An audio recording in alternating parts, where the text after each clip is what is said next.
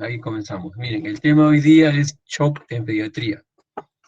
Ya, es uno de los eventos más frecuentes, aunque no parezca, es uno de los eventos más frecuentes que se da en nuestras emergencias y en los ambientes de hospitalización. ¿Ya? Para nosotros poder detectar o determinar o diagnosticar que nuestro paciente está en shock va a depender de nuestra evaluación. ¿Ya? Todo lo que estamos evaluando ahora último es en función al triángulo de evaluación pediátrica. Asumo que este tema ya lo han visto ya, doctora. No, doctor. ¿No lo han visto todavía? Ya. Yo voy a tocar algunos puntos nada más básicos para poder ingresar al tema. ¿Ya? Entonces, ahora toda evaluación de nuestros pacientes en pediatría, ya pasa por esto, por el triángulo de evaluación pediátrica, en el cual vemos tres áreas. Ojo, solamente vemos desde que el paciente está llegando. Todavía acá no examinamos al paciente, solamente desde que está ingresando con la mamá, con el papá, estamos viendo la apariencia, la respiración y la circulación. Son tres aspectos fundamentales que nos van a llevar a determinar si este paciente requiere alguna acción mediata o puede esperar. Es decir, idealmente esto se debe evaluar en el triaje de todas las emergencias de los pacientes en pediatría. Permite este triángulo de evaluación pediátrica estimar la gravedad del paciente, determinar la prontitud y lugar para el tratamiento adecuado. No establece un diagnóstico específico, ojo, no nos va a determinar el diagnóstico específico, dirige el tratamiento para restaurar la homeostasis del paciente, previene la progresión a una insuficiencia respiratoria o un shock, que es el tema de hoy día, y no precisa pruebas, no precisa exámenes de laboratorio, ni el examen físico, solamente con la visualización del paciente.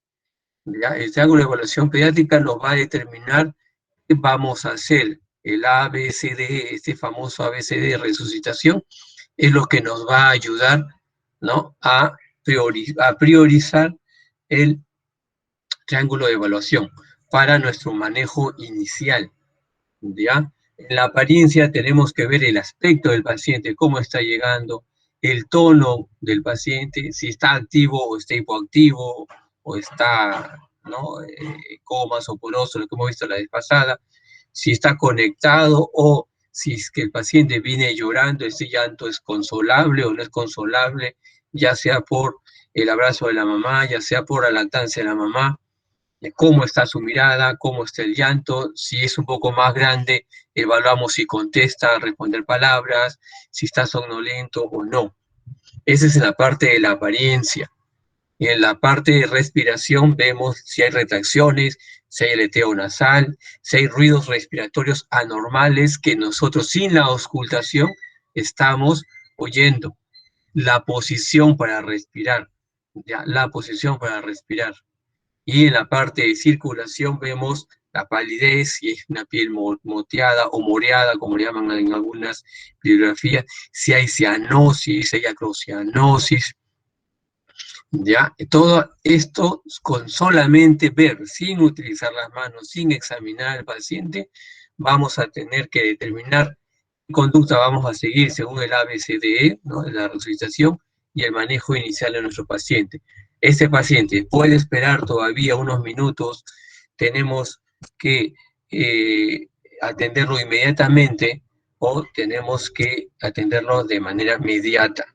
¿Ya? Son todas las tres posibilidades para el tiempo del paciente, para la evaluación y el manejo del paciente. Entonces, en función a como nosotros determinemos con este triángulo de evaluación pediátrica, vamos a poder conseguir una determinada prioridad de atención.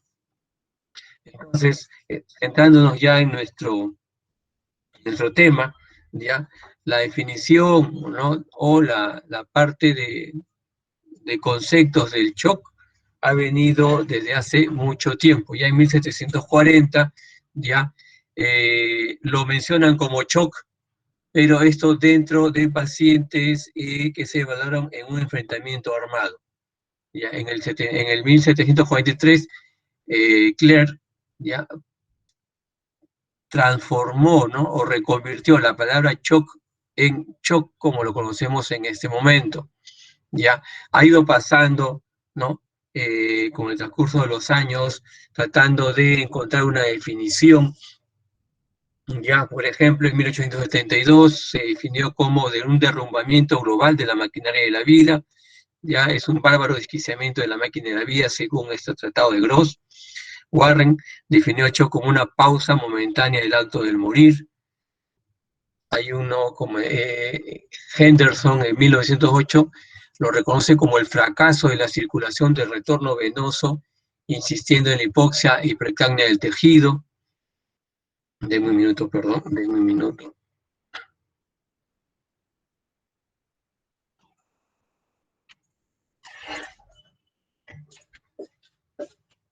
Ya, disculpen. En 1940, ya estos dos investigadores reconocieron el característico aumento del ácido láctico en sangre en los pacientes con shock, parámetro totalmente referente en los últimos años de los estados de shock séptico, ¿sí? Ahora vamos a ver en una de las diapositivas, ya, el valor pronóstico que tiene las cantidades de ácido láctico para en el pronóstico del paciente. En 1940 lo denominan como fracaso circulatorio periférico por la discrepancia entre el tamaño del lecho vascular, el continente, y el volumen de líquido intravascular, el contenido. Esto fue especialmente dedicado al shock hemorrágico y traumático.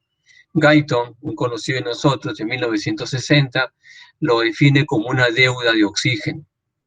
Ya en 1968 lo catalogan al shock como una enfermedad molecular sobre la base del metabolismo celular anaerobio por isquemia, y abogó por una filosofía en la terapia del shock a nivel celular. El tratamiento de ese a nivel celular y no sistémico como se estaba evaluando hasta ese momento.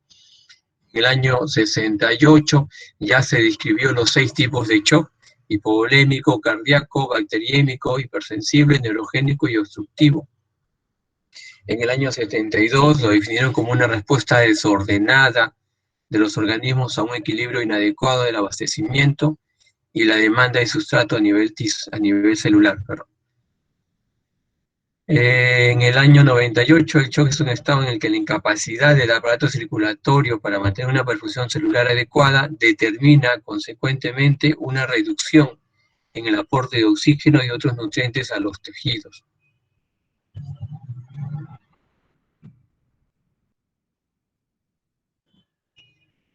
Entonces llegamos hasta nuestros tiempos que la definición, según el PALS, está como la anormalidad del sistema circulatorio que provoca una perfusión y una oxigenación tisular inadecuada. Ya hay un estado fisiopatológico dinámico inestable caracterizado por una perfusión tisular inadecuada. Según la Academia Española de Pediatría, lo cataloga como un síndrome agudo que se caracteriza por una insuficiencia circulatoria generalizada, con perfusión tisular insuficiente para satisfacer las demandas de los órganos y tejidos vitales.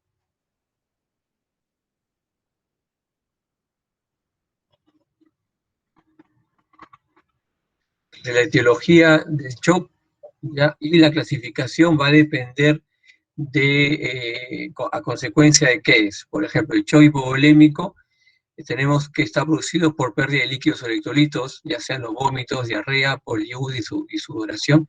Es uno de los más frecuentes en pediatría, producido por hemorragias secundarias a traumatismo, a cirugía o un sangrado gastrointestinal. Eso se ve sobre todo en adolescentes o en escolares.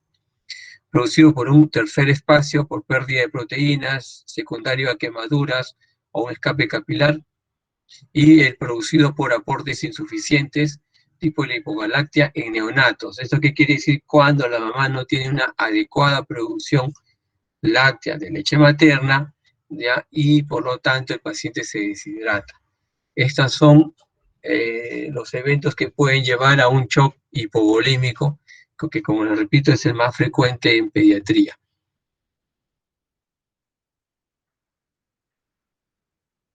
Tenemos el otro tipo de shock, el cardiogénico. Este es secundario a miocarditis o miocardiopatías. Esto sobre todo se ve en pacientes escolares y adolescentes.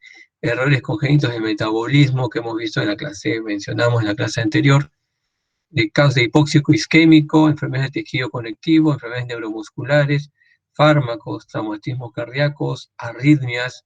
Ya acá no está, por ejemplo, las enfermedades, las cardiopatías congénitas, que también se ve sobre todo en la etapa neonatal, el shock séptico y el shock anafiláctico.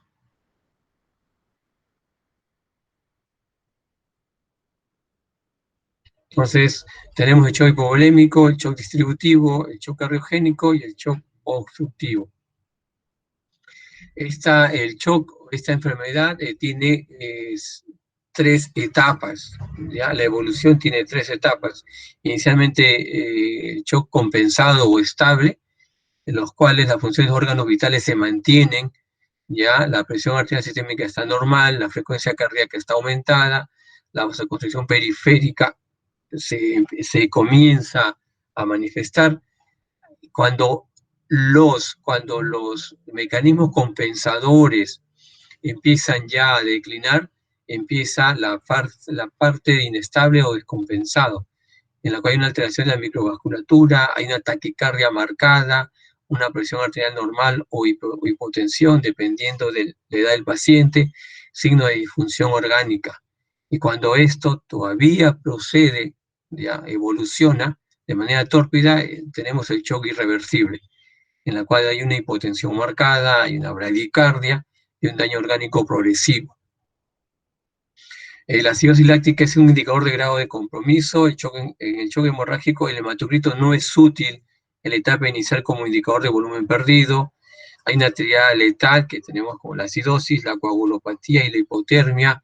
Ojo, el shock no se define por una presión arterial baja o hipotensión, ¿ya? La hipotensión es una manifestación del shock, sí, pero esta se da todavía ya en una evolución más avanzada, no al inicio. Hay algunos parámetros que nos pueden definir que este paciente ya está ingresando a shock y es donde tenemos que detectar, ¿ya? La fisiopatología va por el compromiso del sistema cardiopulmonar, va a depender de la limitación o deficiente de entrega de oxígeno a los tejidos y la pobre eliminación del CO2, el metabolismo anaerobio, sobre todo a nivel del lactato, es donde se va a originar la lesión a nivel celular. Por ejemplo, tenemos acá que la parte del compromiso cardiovascular, ¿no? La precarga, la contractibilidad y la poscarga van a determinar el volumen sistólico más la frecuencia cardíaca, que es lo que se va a ver alterado el gasto cardíaco, el contenido de oxígeno y por lo tanto la administración de oxígeno o envío de oxígeno a todos los tejidos del organismo. Ya, tenemos que revisar acá algunos conceptos, algunas definiciones. Tenemos la fracción de extracción de oxígeno por parte de los tejidos. Esto es el consumo de oxígeno de todos los tejidos, ya de cada tejido en especial. Este es el consumo que se conoce como el VO2 y el aporte, el DO2 de oxígeno. Esto nos da unas fórmulas que es donde nosotros vamos a intervenir en el tratamiento del shock de cualquiera de sus orígenes. Ya este valor es un valor normal de 0,203 que se da en porcentajes, ya es decir que el 20-30% del oxígeno entregado a los capilares llega al interior de los tejidos. Por ejemplo, acá tenemos la fórmula de la entrega de oxígeno, ¿ya? Y es donde nosotros podemos intervenir a nivel de lo que es a nivel cardíaco con la fluidoterapia o las drogas vasoactivas, ¿ya? Acá tenemos, por ejemplo, que es fundamental también el valor de la hemoglobina y la concentración. Entonces, nosotros mediante la transfusión o la reposición de glóbulos rojos estamos interviniendo en esta entrega de oxígeno a nivel tisular, la saturación de oxígeno, viendo la valoración y el aporte de oxígeno. ¿Ya? Entonces, son los parámetros donde nosotros podemos intervenir en tratamiento del shock. Como hemos visto, hay mecanismos compensatorios como la taquicardia, el aumento del tono del músculo lisovenoso, la mayor contractibilidad, el aumento de la resistencia vascular sistémica. Ya, por ejemplo, acá tenemos la parte de los mecanismos compensadores y lo que pasa en los diferentes órganos y cómo se manifiesta, cómo nosotros lo vamos a encontrar, ¿no? Entre la taquicardia, la piel va a estar fría, va a estar pálida, va a estar marmórea y sudorosa, el llenado capilar está prolongado, sobre todo esto se define en el shock frío, ¿ya? En el shock frío el llenado capilar está prolongado y en el shock caliente, como se denomina, está dentro de lo normal y los pulsos son saltones, a diferencia del shock frío, por ejemplo, acá que se manifiesta como pulsos periféricos débiles, hay un estrechamiento de la presión diferencial, a nivel renal va a haber una oliguria, ya por la preservación a nivel de la cascada hormonal, de la conservación de sodio y líquidos, tratando de mejorar el gasto cardíaco. A nivel intestinal, este aumento vascular esplácnico y renal va a provocar los vómitos y el ilio. Nos van a dar las manifestaciones que nosotros vamos a encontrar en estos pacientes. Por ejemplo, en el shock descompensado, si el niño menor de 10 años va a tener una hipotensión, esta está determinada con una presión arterial sistólica menos de 70 miligramos más la edad del niño en años por 2, nos da el valor mínimo ya de la presión arterial sistólica que debe tener nuestro paciente. Vamos a encontrar disminución de los pulsos periféricos y llenado capilar lento, la taquicardia y taquipnia, hay una pérdida de pulsos distales y alteración de la conciencia, tenemos bradicardia y pulsos centrales débiles, esto nos lleva a un paro, a una parada cardíaca inminente, ¿ya? Con lo cual no vamos a tener que nuestro paciente va a estar muy, muy complicado. Como hemos estado manifestando en las diapositivas anteriores, ya, el cuadro clínico va a ser dependiente del tipo de shock. Ya, los comunes y los que podemos encontrar al inicio en todos los tipos de shock, la taquicardia, la polignia, la frialdad cutánea, una piel moteada o marmórea, como le llaman algunos, los pulsos están disminuidos con el shock frío, como hemos manifestado, o están saltones en el shock caliente. Ya vamos a determinar, vamos a encontrar oliguria, alteración del estado mental, la hipotensión.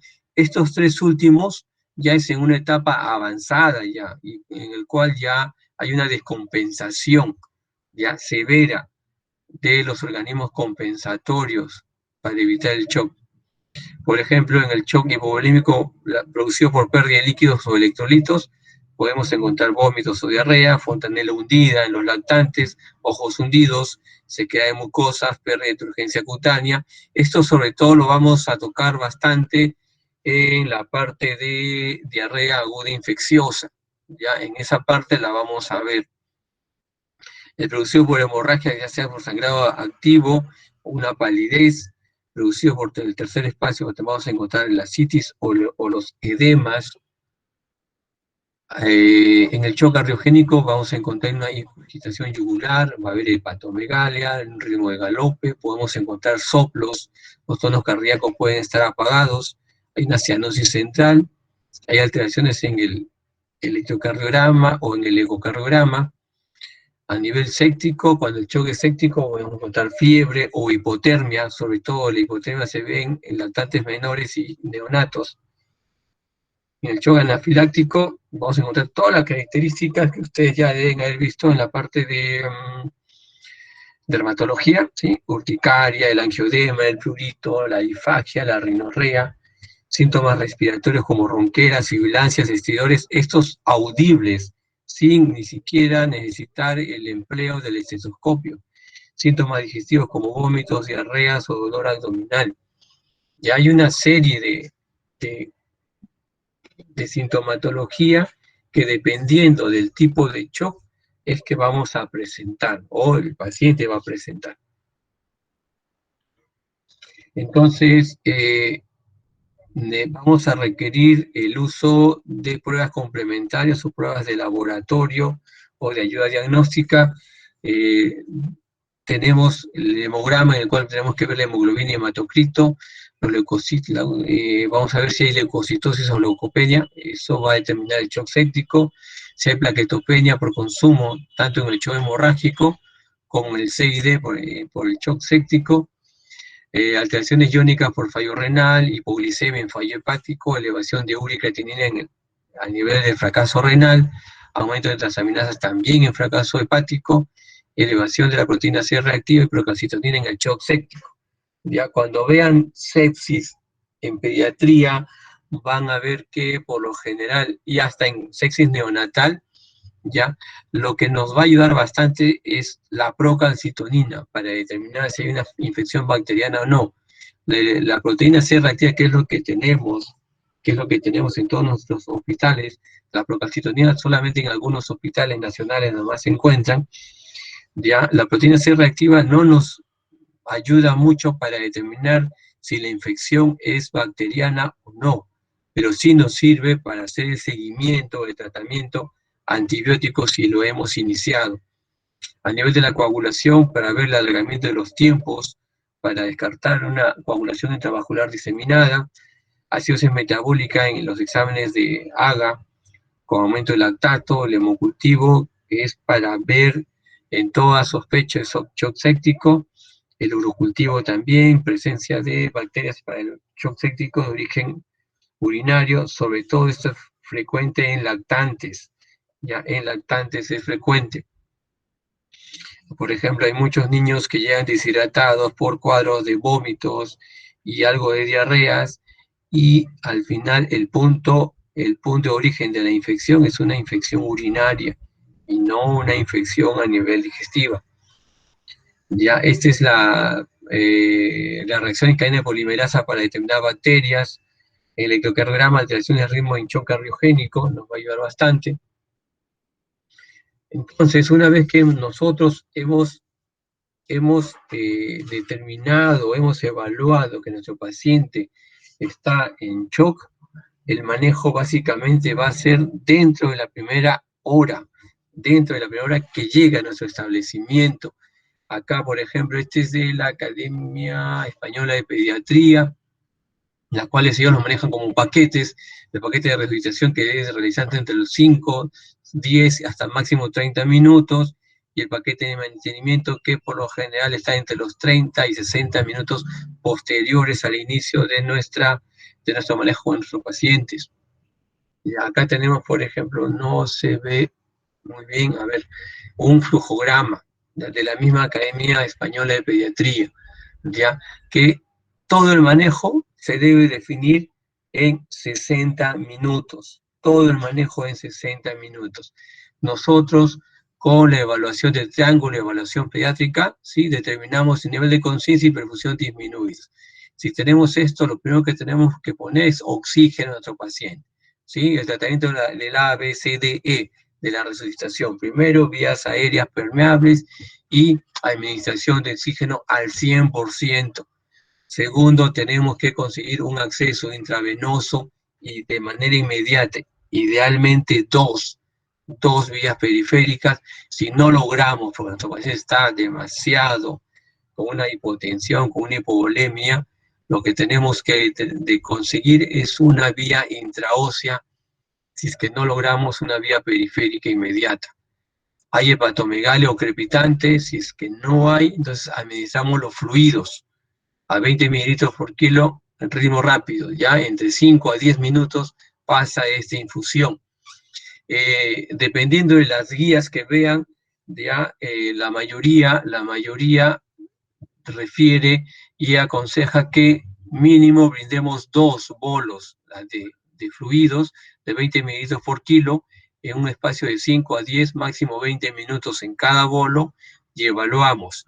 Ya, si después del segundo bolo nuestro paciente no mejora la parte de la hipotensión, asumimos que está en un shock séptico, y de manera inmediata tenemos que iniciar antibióticos, tenemos que tenemos que iniciar los vasoactivos. Ya lo tenemos, a ver, vamos a verlo por acá.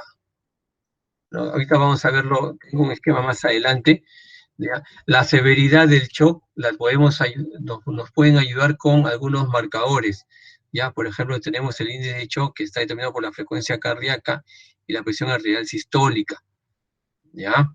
Tiene una sensibilidad del 75% y una especificidad del 86%. El 0.5 es normal, mayor de 1 es moderado, mayor de 1.5 es grave y el pronóstico es más ominoso para nuestro paciente. Entonces, el manejo del shock, ingresamos como que el tiempo es oro y este se debe manejar en la primera hora que el paciente llegue. En la primera hora que el paciente llegue debe estar ya, después de los 60 minutos, nuestro paciente estabilizado. Tenemos que controlar hemorragia si que hay una hemorragia evidente.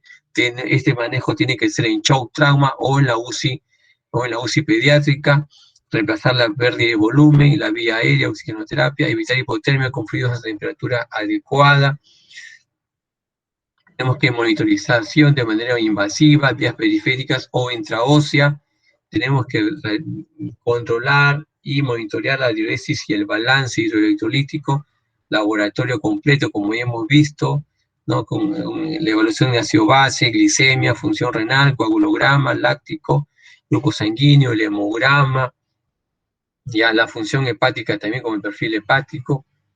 El objetivo de nuestro manejo debe ser disminuir índice de shock y demanda de oxígeno, aumentar la perfusión distal, mejorar el compromiso de la conciencia, lograr una diuresis por encima de un mililitro kilo hora. Ojo, 1 mililitro kilo hora es la diuresis mínima, el rango mínimo que debemos conseguir en nuestro paciente.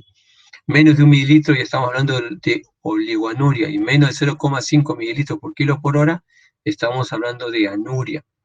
Lograr un pH normal y una normotermia, disminuir el lactato y la corrección de los electrolitos a nivel periférico. Debemos mejorar la saturación venosa mixta y central por encima del 70%. Entonces, nuestro objetivo está centrado en disminuir el consumo de oxígeno y aumentar el aporte de oxígeno a nivel tisular, a nivel celular. Entonces, dentro de la terapia de resucitación tenemos la fluidoterapia, ¿no? Lo primero que hemos visto, los bolos de líquidos intravenosos al inicio de algunos años antes había una controversia entre usamos cristaloides o usamos coloides. ¿Ya? Entonces se ha visto en los estudios multicéntricos, que los cristaloides nos dan un mayor riesgo de edema agudo de pulmón. Pero son no tóxicos, son más seguros y baratos. En 60 minutos podemos lograr que el 20% del volumen intravascular recuperarlo, pero podemos provocar una acidosis hiperclorémica. Entonces, si nuestro paciente tiene el cloro demasiado elevado, ya no usamos, por ejemplo, la solución fisiológica que es el cloruro de sodio, sino cambiaríamos al lactato de Ringer. El problema del lactato de Ringer es que tiene el contenido y la composición en lactato demasiado alto. Si nuestro paciente tiene acidosis láctica, también vamos a aumentar. Hay una solución Ringer sola, ya que no los tenemos en muchos de nuestros hospitales. Y todo esto, si no manejamos adecuadamente, puede provocar una falla renal. A diferencia de los coloides, estos tienen menor riesgo de edema agudo de pulmón, menor edema intersticial, pero mayor tiempo para su efecto, es mayor costo, el alto peso molecular y ejercen mayor fuerza colinosmótica.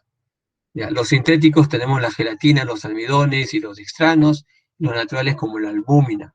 ¿Ya? No lo tenemos en todas nuestras emergencias, en todas las farmacias de nuestros hospitales. Nosotros, por ejemplo, en nuestro hospital usamos la solución fisiológica en el caso de que tengamos pacientes con shock, ya sea hipovolémico neonatal o ya sea pediátrico. Hay soluciones hipertónicas que también se pueden usar, sobre todo en el shock hemorrágico, en las quemaduras graves y en los traumatismos encefalocranianos. Son los estudios que se han hecho entre cristaloides versus coloides. Y acá. Por ejemplo, el reconocimiento. ¿Qué es lo que tenemos que hacer los 5 primeros minutos? Reconocemos el shock, ¿no? Vamos a ver la disminución de los pulsos periféricos, cómo está el color, si está pálido o hay una piel marmórea. Ya acá tenemos, por ejemplo, la prolongación del rellenado capilar, hay una alteración del nivel de conciencia, hay taquicardia o bradicardia. Esto es lo que tenemos que reconocer y tratar dentro de los 5 primeros minutos. Una vez que hemos reconocido, tenemos en 15 minutos más adelante, tenemos que hablar todo lo que está acá. Administrar el oxígeno al 100%, tratar de identificar los problemas y las condiciones que han llevado a este shock. Ya tenemos que ver si nuestro paciente va a poder tolerar o ya está en agotamiento respiratorio y va a necesitar intubación endotraqueal y ayuda a una ventilación mecánica invasiva. Tenemos que establecer los accesos vasculares y acá está, ¿no? La infusión de cristaloides isotónicos, ¿ya? 20 mililitros kilo en 5 a 10 minutos. 2 bolos y ahí evaluamos nuevamente. Si es que no responde a nuestro paciente, ya tenemos que usar drogas vasoactivas, dependiendo de si nuestro shock es frío o es caliente. Usamos las diferentes drogas vasoactivas, de dopamina, adrenalina o noradrenalina. Ya estamos viendo, ya estamos a los 15 minutos debemos tener ya resultados, ya sea del AGA, del hemoglucotés, si ya se ha hecho un hemograma, ¿no? La mayor parte de los resultados que podamos obtener, debemos tenerlos ya dentro de los primeros 15 minutos, que el paciente llega a nuestro servicio de emergencia, ojo, que nuestro paciente llega a nuestro paciente.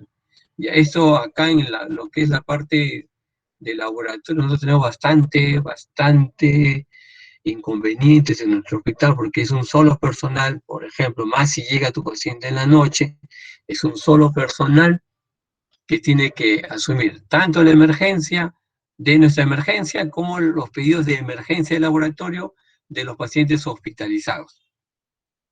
Ya tenemos que evaluar lo que es la presión normal, lo que es los pulsos, lo que es la piel, lo que es el estado mental y acá el flujo urinario.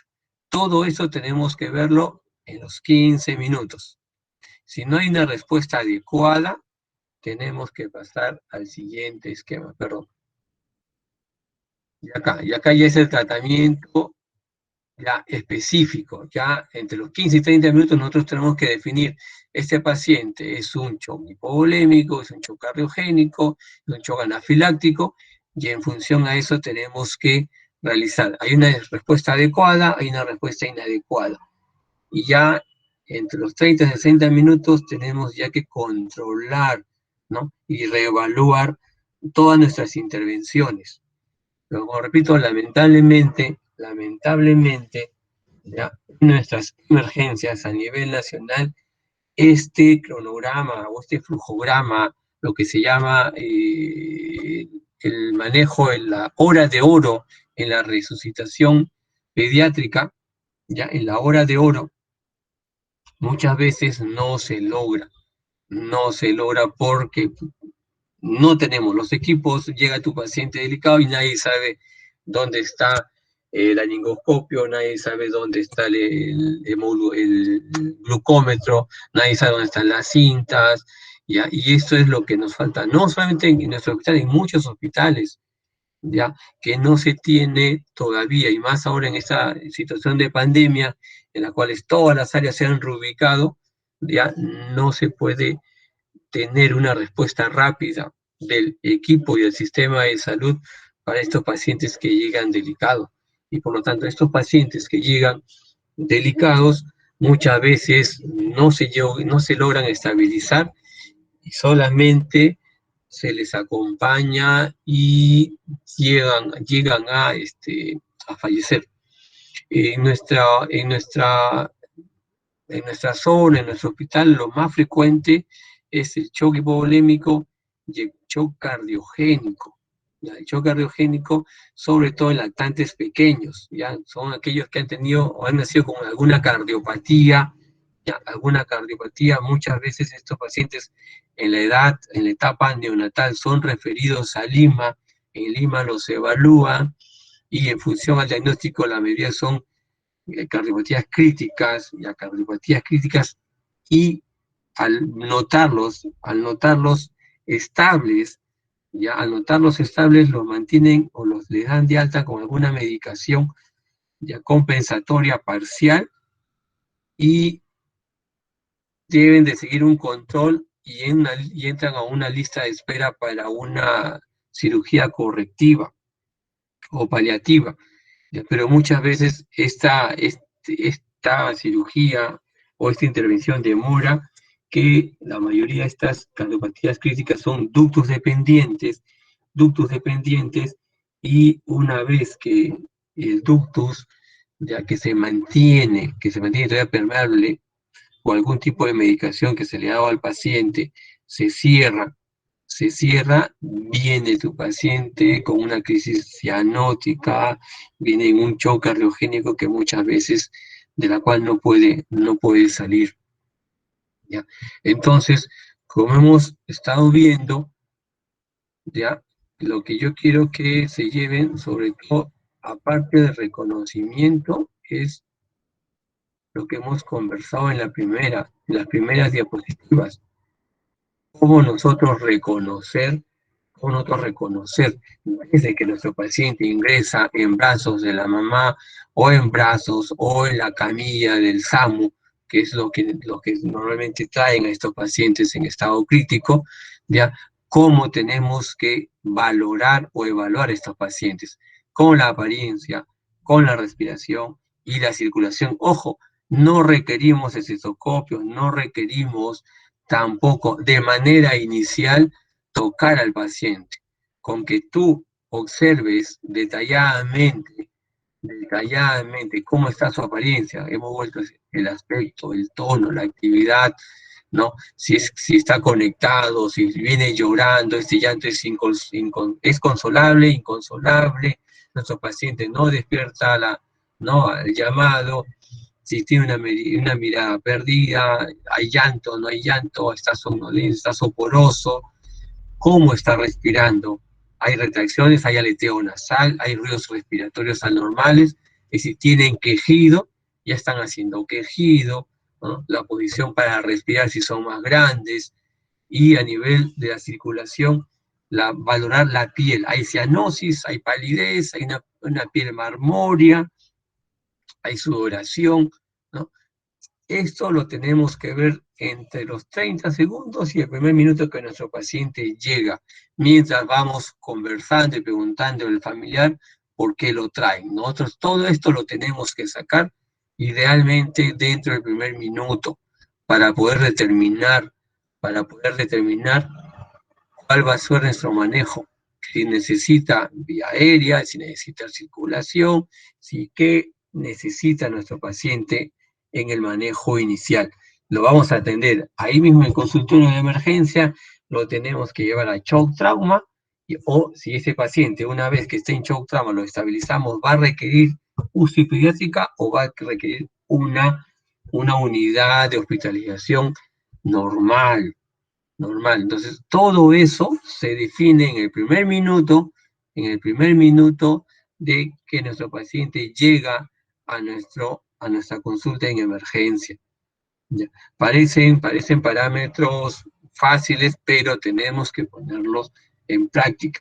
Lo ideal sería, y esperemos que esto de la pandemia les permita a ustedes hacer práctica, porque es donde más van a aprender y poner sus conocimientos, ¿no? Que se les está brindando y ustedes están encontrando al servicio del paciente. Eso sería todo por el momento. No sé si tienen ustedes alguna pregunta.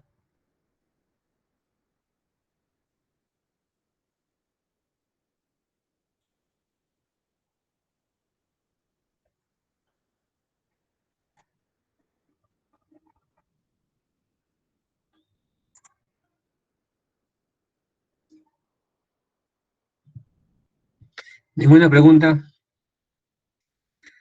¿Entendieron todo o no entendieron nada? Miren, son conceptos un poco, hay fórmulas un poco pesadas, ¿ya? Pero yo asumo que ya hicieron ustedes emergencia y desastres, llevan un curso de emergencias. Sí, doctor, el ciclo pasado. Sí, entonces ya lo que yo he hablado de demanda de oxígeno, consumo de oxígeno, sí son conceptos que manejan. Sí. Sí, ya. Bueno, mira, ya. Es un alivio para mí, porque, ojo, esa parte de las fórmulas son bastante complejas, ¿no? Yo les he tocado de una manera somera, porque asumo que ustedes ya han tocado ese tema. Entonces, por ejemplo, yo para el inicio iba a mencionar solamente, les iba a ponerlo el triángulo nada más y seguir, ¿no? Pero vi conveniente mejor explicarles y que tengan una idea, ¿no? Porque es lo que se está manejando ahora, ¿no? Todo paciente pediátrico, no sé si en adultos, pero nosotros en pacientes pediátricos, todo se está manejando con el triángulo de evaluación. Ver las tres áreas y en función a las tres áreas que uno mira dentro del primer minuto de tu paciente, ya puedes ir programando todo el esquema de manejo que vas a realizarle, ¿no? En la emergencia, ojo, en la emergencia es muy diferente el manejo en consultorio. Y como de repente ustedes ya lo han visto, hay una hora, una determinada hora, ¿no? De oro, que es para que nos ayuda bastante en la recuperación satisfactoria de nuestro paciente.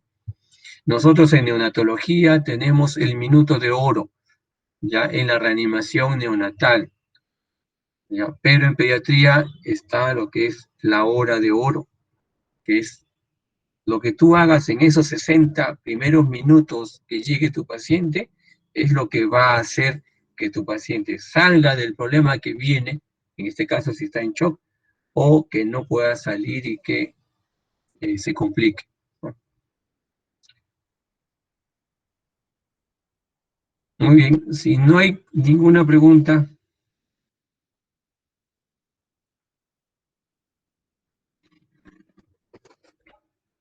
doctora, nos queda solamente un tema más, ¿no? Sí, doctor, solo un tema. Creo que es abdomen agudo, creo, ese no lo he visto, ya sí, no lo he revisado todavía. La consulta, los grupos de práctica, el grupo con el que yo tengo, esta es mi segunda semana y la siguiente es mi tercera semana, ¿sí? Sí, doctor, Sí. acá tengo el horario.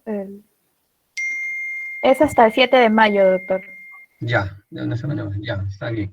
Es para ver más o menos los temas. A ver, les explico qué es lo que yo estoy planteándoles en las prácticas que estamos teniendo.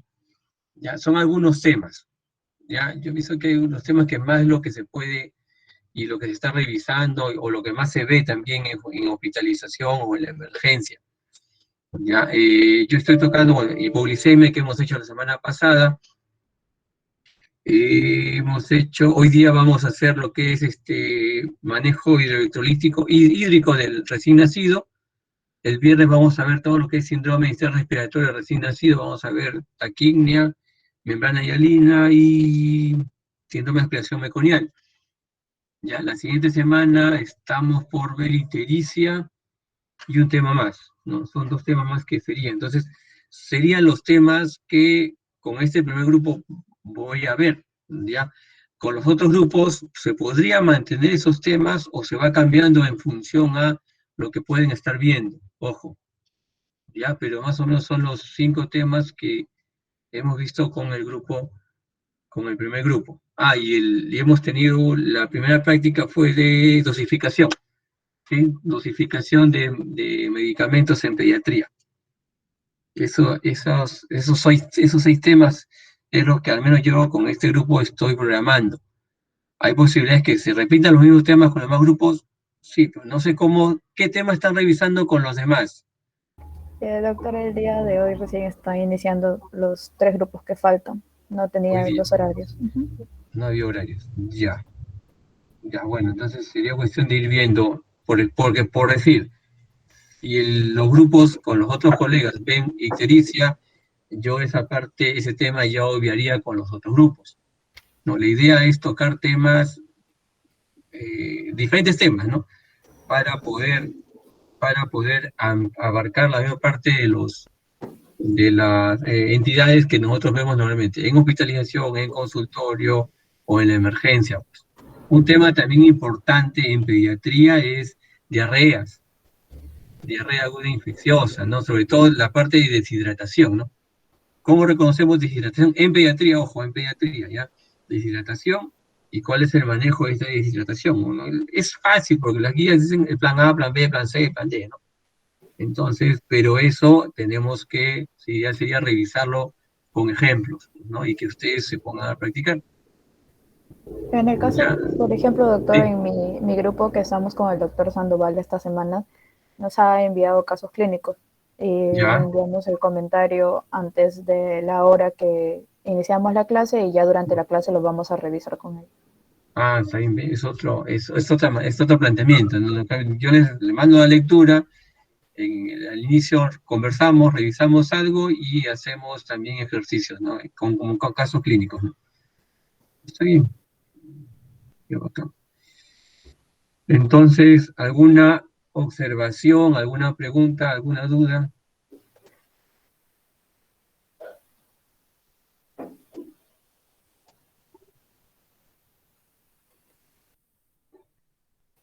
Bueno, si no hay más comentarios, entonces podríamos dar ya por terminada la clase y con mi grupo nos encontramos 11:30, ¿sí? Así hemos quedado, doctora Gamero.